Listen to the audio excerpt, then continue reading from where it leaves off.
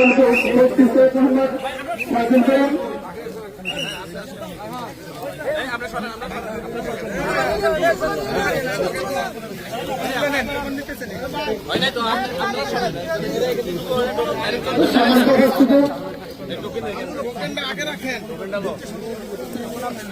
সম্মানিত উপস্থিতি, আপনারা দেখছেন বাংলাদেশি মানুষের পাশে এসে দাঁড়িয়েছেন ইসলামী আন্দোলন বাংলাদেশের সিনিয়র নায়েবে আমির মুফতি সৈয়দ মোহাম্মদ ফাজিল করিম হাফিজাহুল্লাহ সাহিত্য চরমনাই।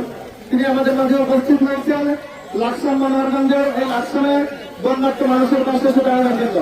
এখানে আমরা সাধারণত উপস্থিতি